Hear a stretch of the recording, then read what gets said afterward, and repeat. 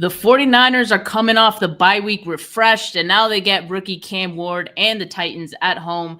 On paper, this matchup looks extremely one-sided, but, on any given Sunday, some crazy things could happen. But we'll be breaking down why this game sets up perfectly for the 49ers and what matchups they'll need to take advantage of on today's 49K Pod.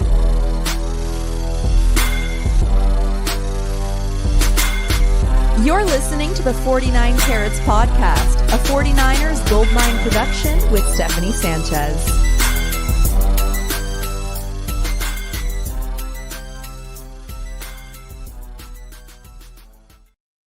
What's going on, everyone? Welcome to another edition of the 49 Carats podcast. I'm your host, Steph. It is Friday, December 12th. We had a really nice long break. I enjoyed the bye week. I don't think I did any shows really. But I had a great time, went to Disneyland, but we are so back and ready to get back into this previewing game stuff. So as always on a Friday, I'm joined by KP from Niners Nation and Dezi, who will be discussing some injury updates with. So let's start with the injury updates first, as we always do. So on the 49ers side of things, we have a number of players who are going to be out in this one. Some players that we were maybe hoping would be available. So Sam O with an ankle injury, he's going to remain out. Tatum Bethune also with an ankle is remaining out.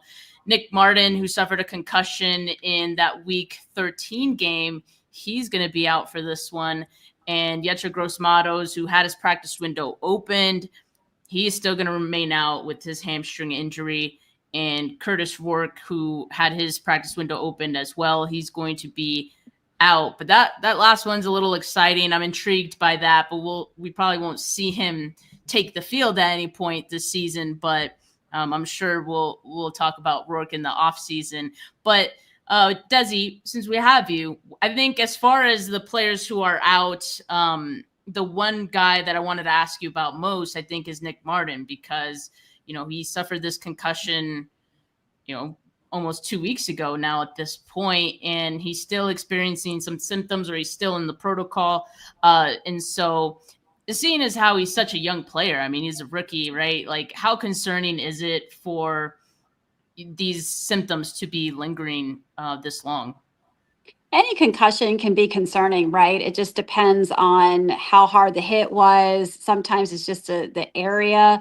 It's a bruise of the brain, and you've got to take these things seriously. And the NFL does a good job, especially now, protecting the athletes and doing these great follow-up exams, and now checking the cognition of these players afterwards. So I think it's a good idea to err on the side of caution. If they think he needs to be out, then I would keep him out. 2 weeks is not unreasonable for a concussion. I'd be more concerned if it extended longer than 4 weeks.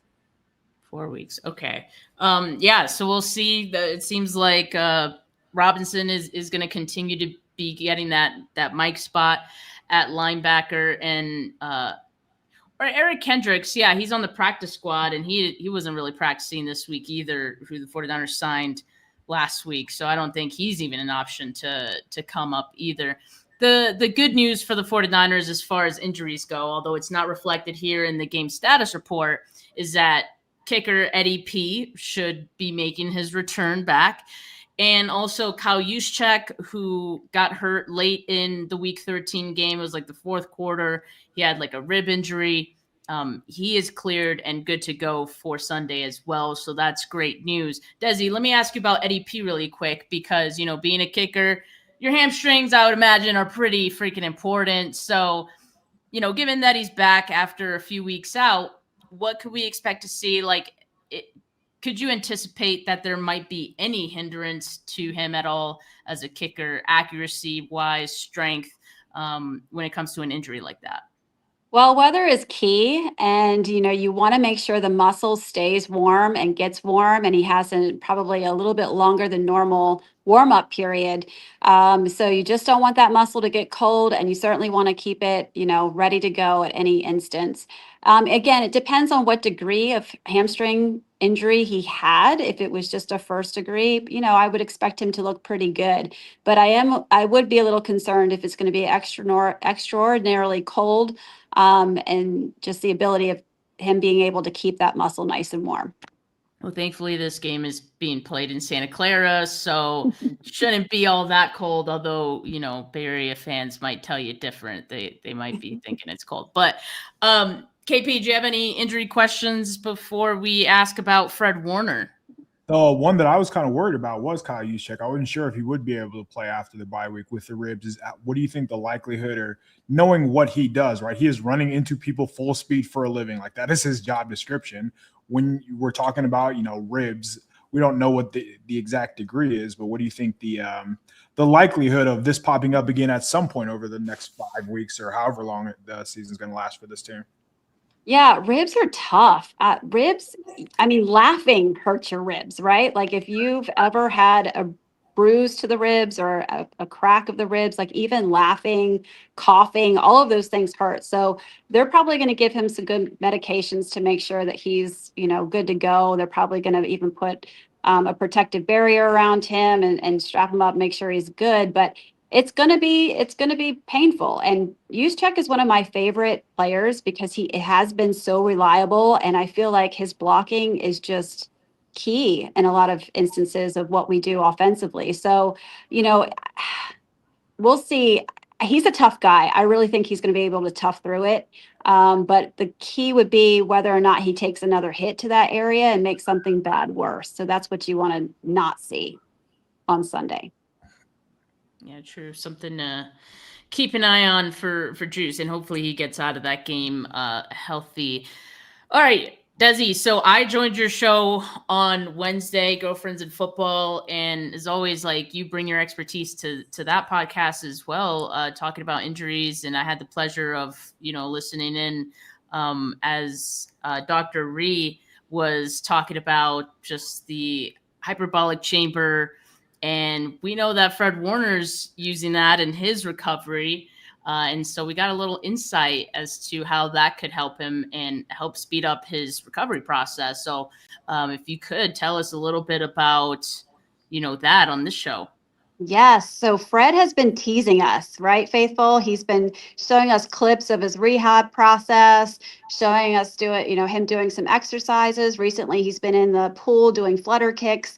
He's demonstrated pictures of his hyperbaric chamber, which is a type of therapy where it pushes more oxygen into your system and thus gets to the tissue that's healing. So what Dr. Ree is a chiropractor who used to work with the Tampa Bay Buccaneers, and he's very familiar. He offers this in his practice here in the Tampa Bay area.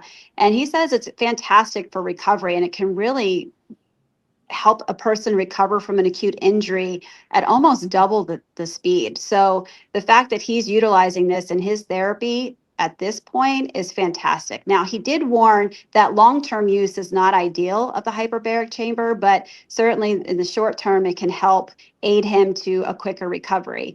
And we all want to hear that as faithful fans.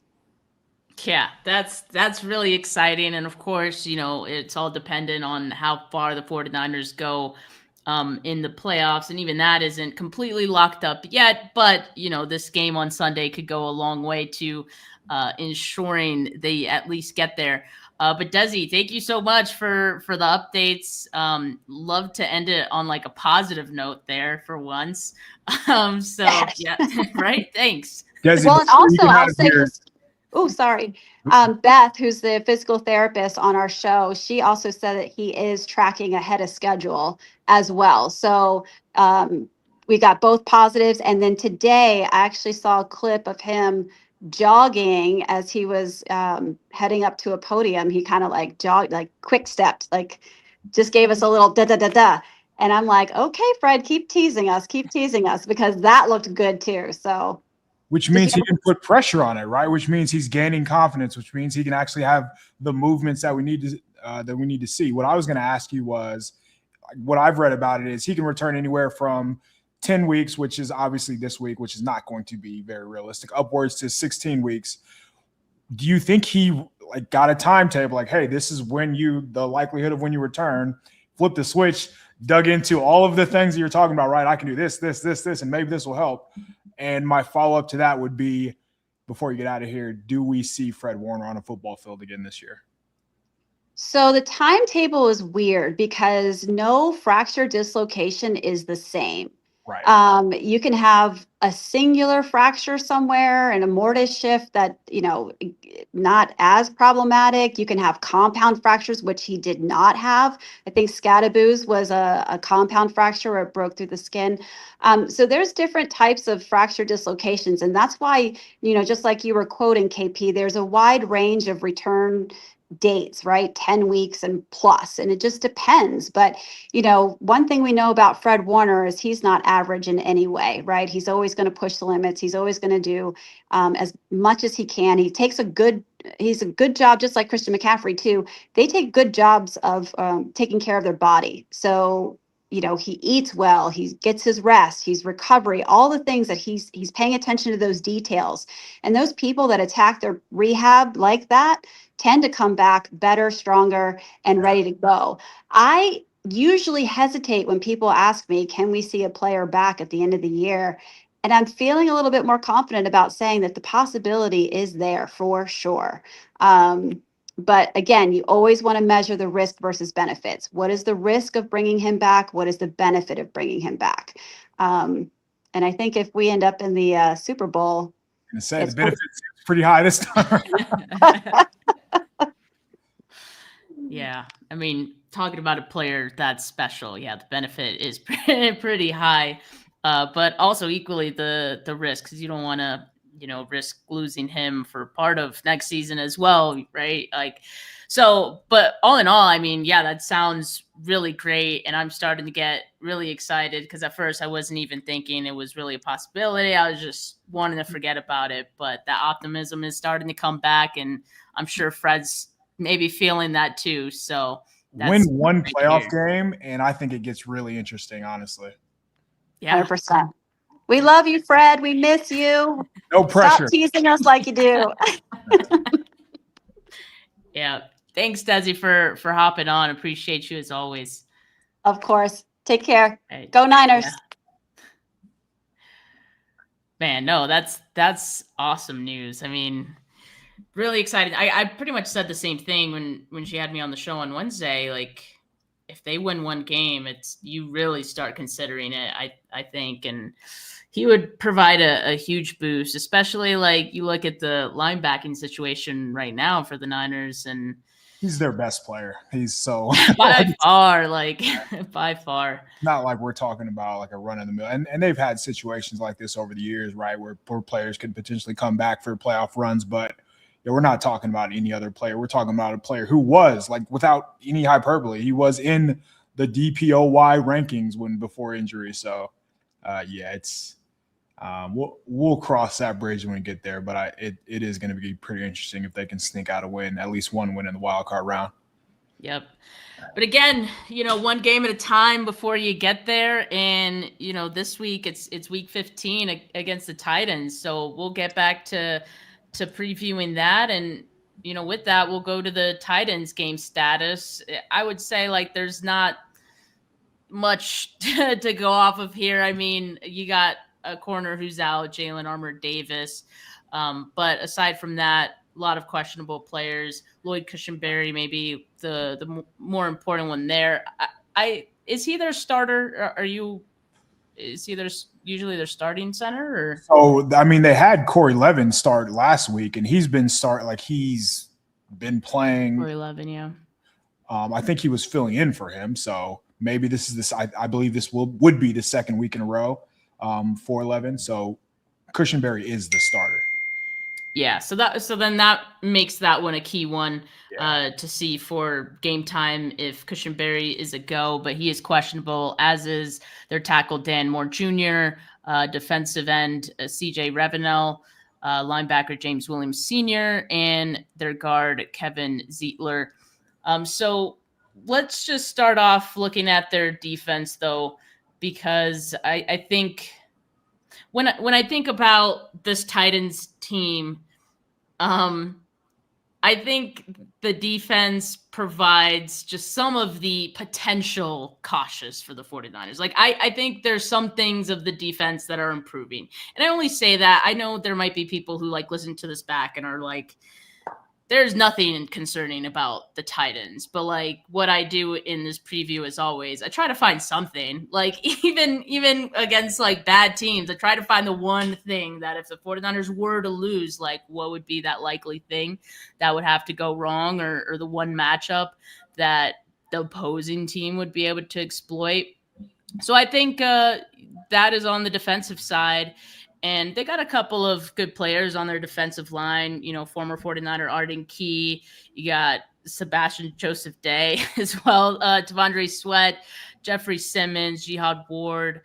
So from there, they're pretty good. I was a fan of Cedric Gray coming out of the draft, and he's pretty decent as well. But when you think of this defense, I mean, there isn't anything too scary aside from, Jeffrey Simmons probably, right?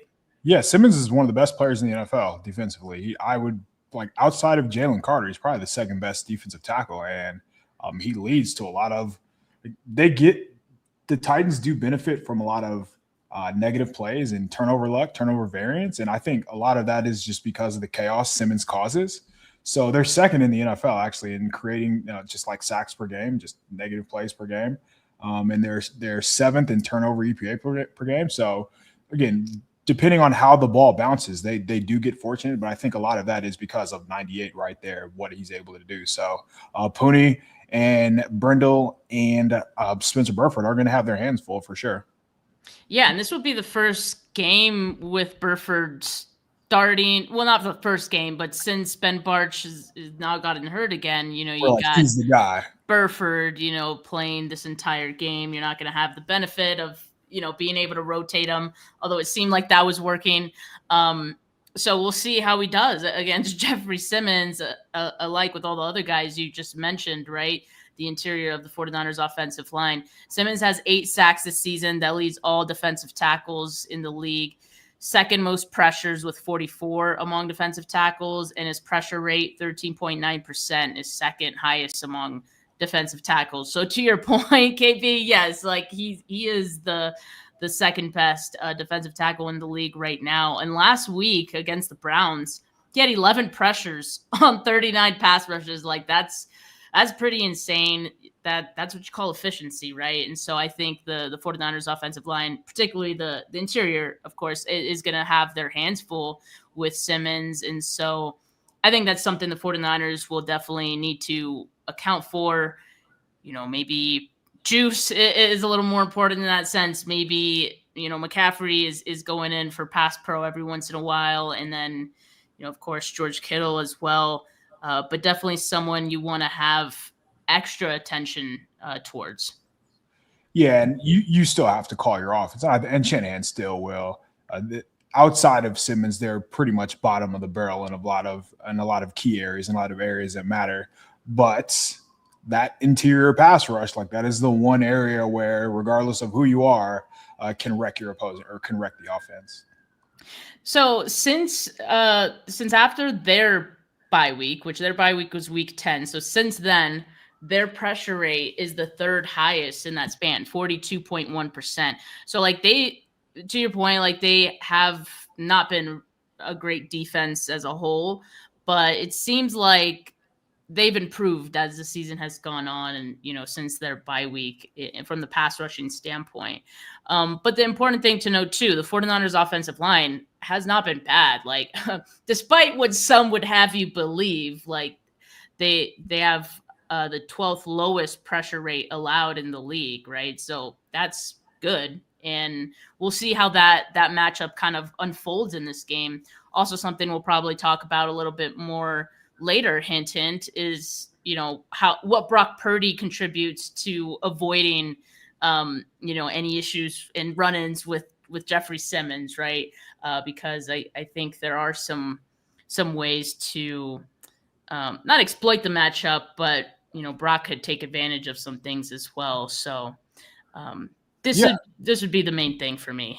And the way that I look at this 49ers team, if I were just ranking the different facets, the different assets of the offense, I'm actually pretty confident in the offensive line just with how they performed all year. I mentioned how the Titans are second in sacks per game, but the 49ers are first in allowing sacks per game. Like, they don't give up anything, and that does have to do with Brock being able to run out of some pressure, but also just the scheme.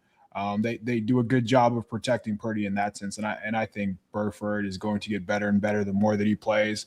But the players who fans think are bad are just not bad. They're not at all. And they haven't been. I think the most difficult thing to do just when you're watching these players is to adjust what you previously thought, right? Like, everybody thought, oh, McKivitz is a sled. Brindle is going to get bowled over. And those two just haven't been bad at all this season. So with how they played as a whole, I do not really fear the Titans pass rush as a whole. I'm not saying that Simmons isn't going to get his. Nobody's been able to block Simmons, so that's probably not going to change in this game. But, like, think about it. You're mentioning, like, how they fared since week 10, but teams have still been able to score against them. Seattle scored 30. The Browns scored 29. Jacksonville scored 25. I forgot what the Rams did to them, but I'm sure it wasn't pretty. So teams have been easily able to get north of that 3-touchdown mark, and I don't think that's going to be an issue for the 49ers either. Yeah, Titans are 29th in opponent points allowed per game, averaging 27.5 points allowed to their opponents. So, yeah, this is why the cautious section of this show is going to be so short. And that was it, actually. But let's talk about the Titans offense. Not to disrespect, the Titans offense at all, but I do think there's far more favorables for the 49ers here. So just to kind of go over their offense, I'll just say, like, Cam Ward, number 1 pick in the draft, not getting a lot of help with this offense, right? You got running backs, Tony Pollard and Tajay Spears, and you got wide receivers, Van Jefferson, and then 2 rookies who, as the season has gone on, I think they've gotten more comfortable. But Cam Ward can only do so much as well. So you got Alec Iomanner and you got Chimere Dike, and then their tight end Chig Okonkwo. So I think there's a lot of reasons that this offense is struggling, and I wouldn't put it all on Cam. I think it's just, as a whole, this offense is just leaving a lot to be desired, which is why, I'm kind of looking at this as a favorable, for the 49ers. Cam Ward specifically, and I saw this in Andrew Pasquini's weekly post on Niners Nation, right? The one where he notes, like, the numbers. This number, or these 2 numbers, very interesting to me. The Titans and Cam Ward, 11th in pass attempts, 31st in passing yards. If that tells you like, that tells a story, right? Like, yes. That's the point of that. So I'm glad you took that away, because, like, he's not just listing this to list it, right? You should be able to take away something from these numbers. They throw the ball a ton. They do not move the ball a ton. So that just tells you they're as inefficient as it gets. And that bears out in the numbers. They're 32nd in the NFL in third down efficiency. They're 32nd in yards per game. They're 31st in points per game, 31st in rushing yards per game, 31st in like, I can just go down, and they don't hold on to the ball. They're dead last in fumbles per game too. So they're always behind the sticks. They're not able to convert. It seemed like you wanted to say that they were trash without saying that they were trash right there. I think it's okay to say that, because they are, right? They've won 2 games, right? In the one game that they did win, they were down 21-3 and needed, like, a miracle to come back.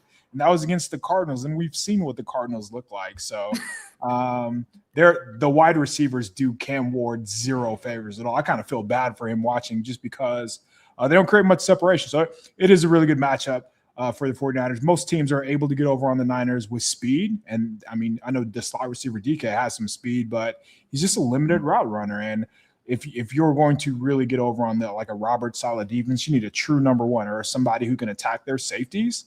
And that's just not what the Titans offense is. So they're going to be able to Robert Saleh does a good job of changing the post-snap picture, and I think they're going to be able to force some mistakes from Ward. Will they be able to take advantage? We will see. But There is a lot to be desired when you watch this Titans offense. And I know that's for sure. It might seem weird to say that after they just scored 31, but that was against the Browns. And there was a lot of fluke stuff, I would say, that happened in that game. Yeah, and the Browns suddenly have started to allow a lot of points to opponents, despite being seen as a really good defense and having Myles Garrett. But Cam Ward, 30th in completion percentage this season, 27th in bad throw rate, 30th in EPA per play, 29th in sack rate. He's been sacked 49 times this season.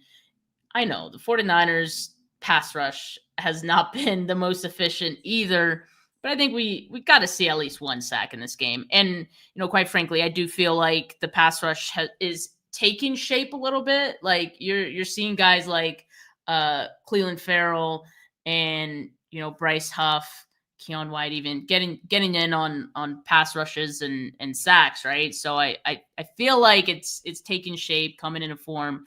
And I expect that would continue in this game. That matches up pretty favorably for them to, keep that going. But I think the other thing too is because they're down by so much so often, they don't have any sort of run game going. Like there's no rhythm to their offense at all. There's no momentum. And I think that hurts them, right? And you were listing off some of the stats, and 32nd and third down conversion rate, 32nd in first downs per game, 31st in points per game. They're averaging just 15.5 per game, 31st in rushing attempts per game. It's just, there's nothing going right. They can't help themselves, right? So, there's the reason they fired their coach early in the season. I even forgot they did that. It was so early in the season that it's like pretty insane. But that's just where they're at right now, and they're competing with the Raiders for that number one overall pick. But so this is the biggest opportunity, I think, for the 49ers, and it feels very widespread, right? For favorable matchups, not really a matchup. It's just simply Titans offense, like all of it. And I think in some cases, this is one rare case, right, where it's true. It's pretty accurate. It's just the entire Titans offense will present an opportunity for the 49ers defense to have their way here. And I think that's going to mean good things for the offense in this one as well. And so I think Brock Purdy is going to have a good game, despite what we said about, Jeffrey Simmons and maybe that defensive line looking a little better as of late. Titans defense is allowing an average of 246 passing yards per game, 1.69 touchdowns per game. So between 1 and 2, but usually 2, to opposing quarterbacks. They rank 32nd in defensive EPA in the intermediate area of the field. And, so maybe we see Kyle Shanahan with like a microscope, right? Looking at that middle of the field and attacking it. And I know Brock Purdy has had some up and down like performances this season. And it's because also it's a pretty small sample size. Some of it was due to injury. Some of it was that 3 interception game. Week 13 against the Browns, he looked like a better version of himself, despite, maybe the stat line not being crazy, like 16 of 29, 168 passing yards, passing touchdown, and a rushing touchdown. Here's what I want to talk about, though, KP. Do we see Brock Purdy hit the Dougie again? Because I noticed this. I noticed this about the Titans defense, is that when they face like quarterbacks that are even like remotely mobile, like even remotely, right? Like the names listed here aren't like the Lamar Jacksons or the Josh Allens of the world, but you got like Shedeur Sanders, Trevor Lawrence, Justin Herbert, Drake May that have all played this Titans defense, and they've all come away with a decent rushing line in those games, considering they're quarterbacks, right? So do you think Brock Purdy could maybe get some wheels on this one? Yeah, I didn't even really think of that angle because, he is healthy and now he's off a bye. So that's just who he is, right? He's comfortable scrambling. He almost looks forward to it.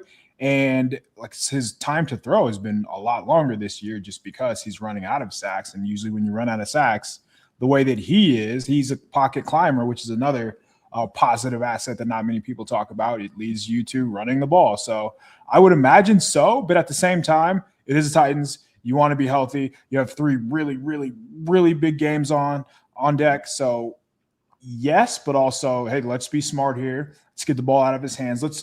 This should be a game where Shanahan cultivates an offensive game plan where, hey, we want to get Purdy into a rhythm where it's like 1, 2, 3 throw, 1, 2, 3, 4, 5 throw. He's just constantly in rhythm. So I don't think he's going to run. I think the favorable matchup is going to be just through the passing game still with Brock Purdy, but not so much his legs. Yeah, I just find it interesting. Like Drake May rushed 10 times for 60 yards. Herbert, 9 rushes, 57 yards, did a touchdown. Shador had a 17-yard scramble or something like that last year. Shador 3 rushes for 29 yards. So as it stands right now, Purdy's rushing yard prop is over under 7.5 yards. Oh, come on. You're smashing the over, right? Yeah. Like you got to. It's one run. That's what I said. Like he'll probably get like at least 1 9-yard. It's going to be the thing that drives me insane where he scrambles, he pump fakes, the defender jumps when everybody in the stadium sees it coming, and he rushes for 10 yards out of bounds. And you're good. You cash. Yep. Yeah. Like we all just saw that simultaneously in our heads because it's happened so many times. So that, yes, I could see that. And aside from that, like I said, I do expect, you see a comfortable Brock out there that could just essentially do what he wants as long as Jeffrey Simmons is at bay. But with that, like I do think there's going to be probably like a lot of beneficiaries to this on the offensive side of the ball.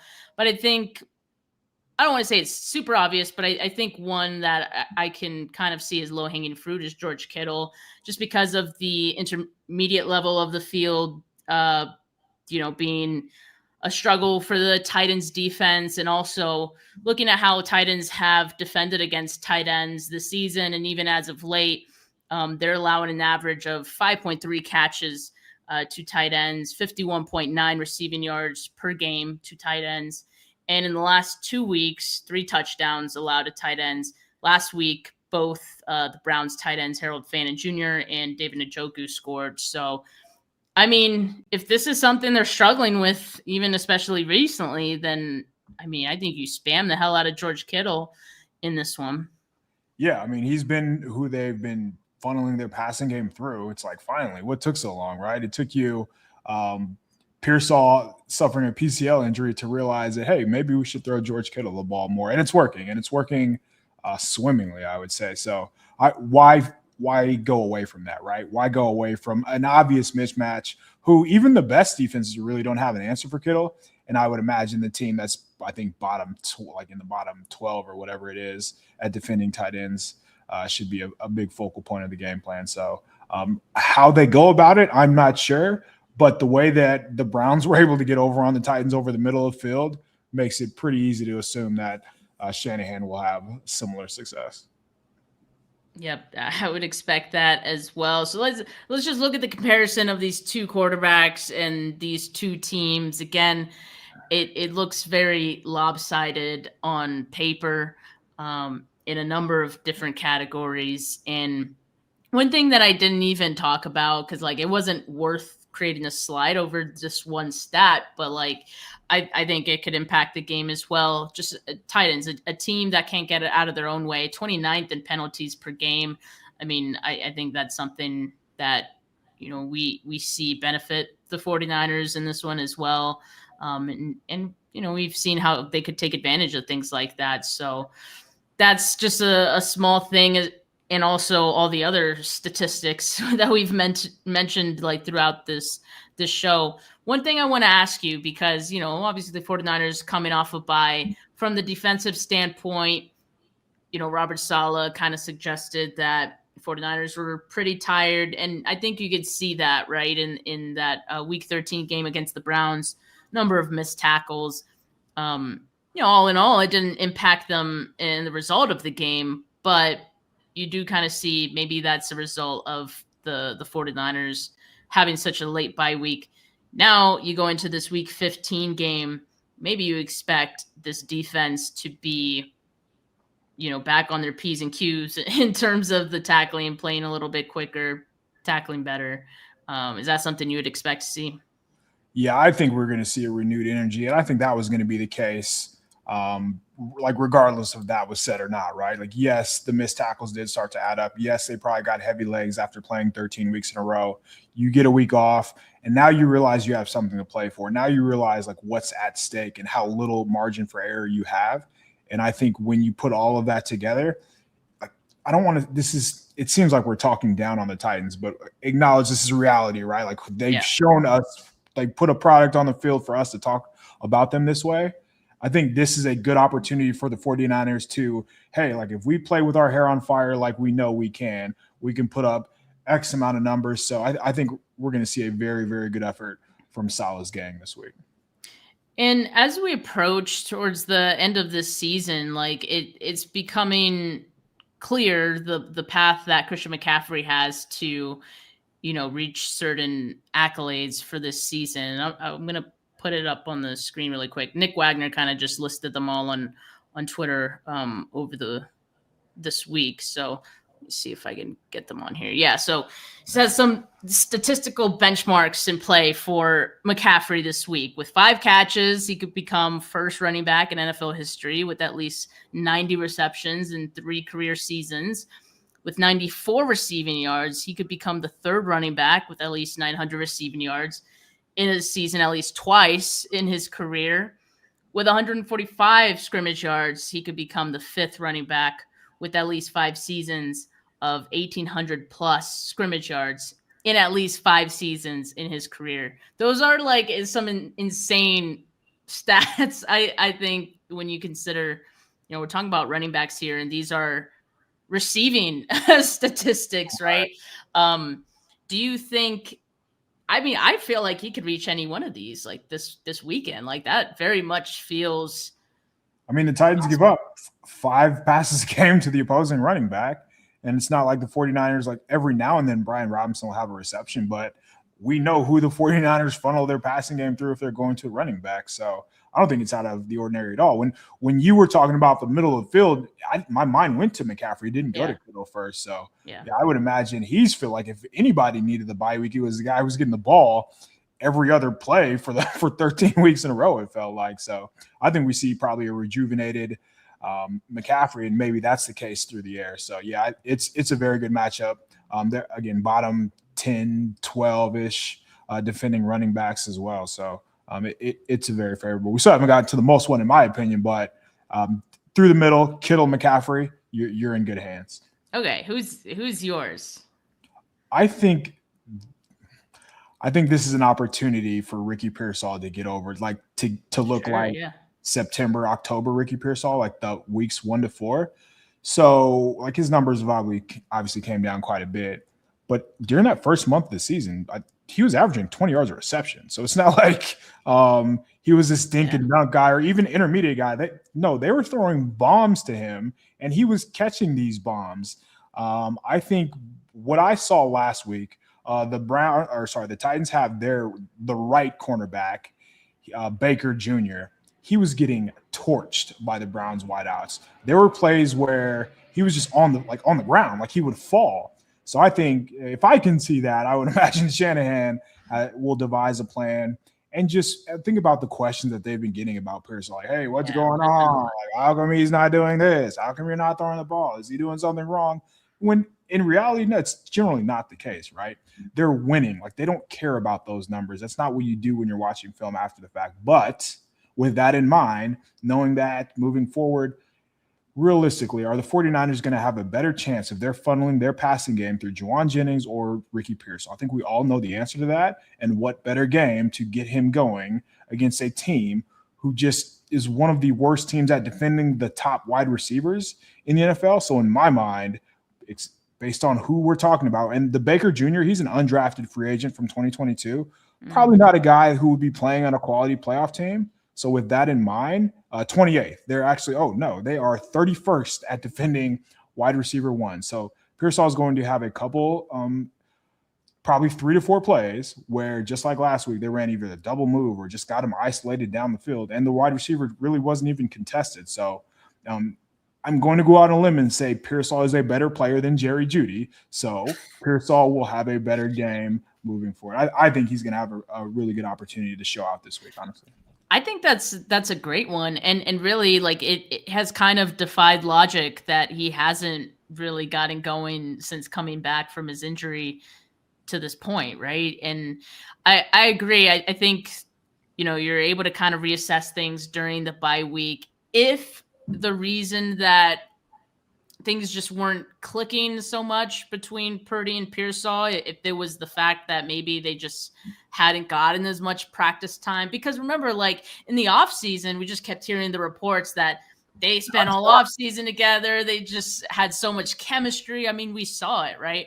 And maybe the fact that both of those guys were out, and at times at the same time they were out, like, maybe that some of that chemistry maybe took a hit, and now with the bye week, an extra day or two of practice, you get some of that time to work on that. And then also Kyle Shanahan had the time to maybe fabricate opportunities for him as well, going into this game, right? Just seeing the matchup. I think that's a great one.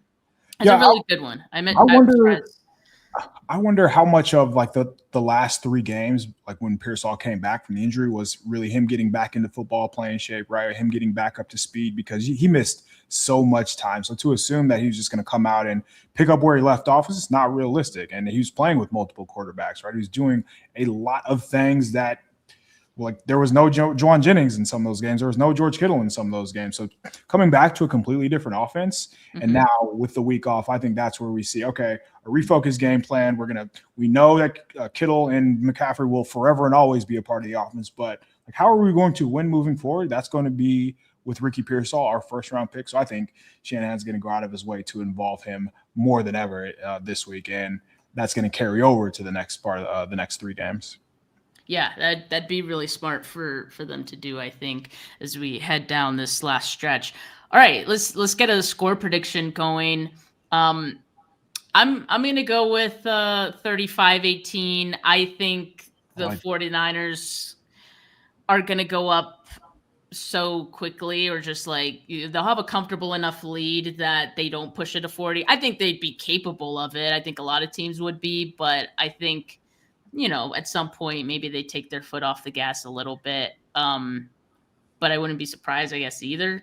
Just coming off the bye week, you're feeling good. But 35-18, and just as we always or usually say, that's going to be a garbage time, touchdown for the Titans probably. I'm going to go with a more focused effort on the defense side of the ball. So I think it's 31-14.